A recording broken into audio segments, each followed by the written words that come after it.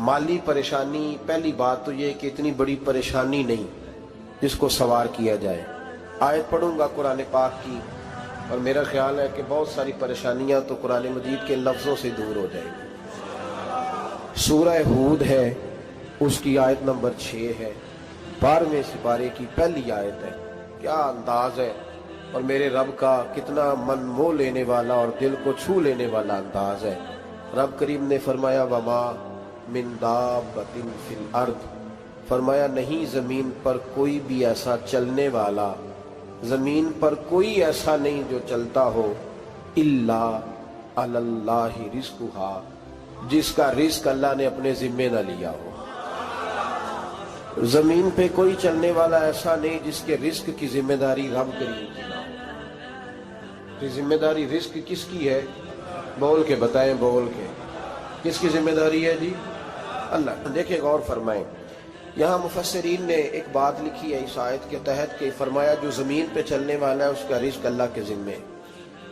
फरमाते हैं कि ये अल्लाह ने हमारी अकल के मुताबिक हमसे बात की है, वरना आसमानों में जितनी मखलूक है रिस्क उसका भी अल्लाह के जिम्मे ही है। यहाँ जो फिल अर्द के लफ्ज है जमीन पे, वो हमें समझाने के लिए कि तुमने तो सिर्फ ये दुनिया देखी है ना, तो जिसको तुमने देखा है वो सब खाते अल्लाह का दिया हुआ ही है। तो जो हमने देखा था रब करीम ने उसके मुताबिक हमें समझा दिया। फरमाया कुछ तो तुमने देखे ही नहीं, चलो उनकी तुमसे बात नहीं करते, पर जो तुमने देखे हैं उन सब का रिस्क किसके जिम्मे है? अल्लाह के।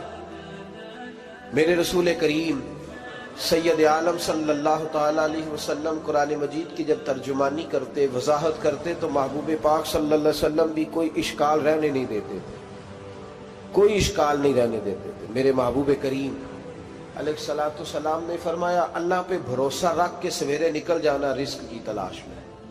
किस पे भरोसा रखना है? निकलना तुम्हारे जिम्मे है। ये ना कहना कि घर बैठूंगा तो यही आएगा, निकलना तुम्हारी जिम्मेदारी है। जितनी जिम्मेदारी है वो पूरी करना। अल्लाह पे भरोसा करके निकल जाना तुम्हारी जिम्मेदारी है।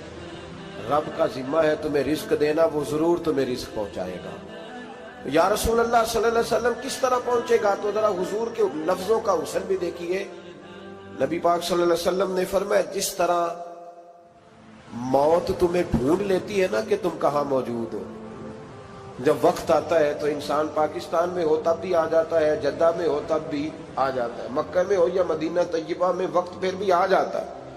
फरमाया जिस तरह मौत तुम जहां भी हो तुम तक पहुंच जाती है ना, इस तरह तुम्हारा रिस्क भी तुम जहां मौजूद होते हो अल्लाह वहां पहुंचा देता है, पहुंचा देता है। तो या रसूल अल्लाह सल्लल्लाहु अलैहि वसल्लम किस अंदाज में? तो फरमाया निकल जाना तुम्हारी जिम्मेदारी है। फरमाया सवेरे परिंदे भी निकल जाते हैं और शाम को जब लौटते हैं तो अल्लाह उन्हें पेट भर के रोजी अता फरमाता है। हालांकि उनको नहीं पता होता हमारा कारखाना कहाँ है, हमने कहाँ जाके मजदूरी करनी है। उनको नहीं पता होता कि हमारा दफ्तर कहाँ है, हमने किस ऑफिस में बैठना है। उनको नहीं पता होता कि हमने कहाँ जाके माल खरीदना है और कहाँ से हमने फिर उसको दोबारा बेचना है।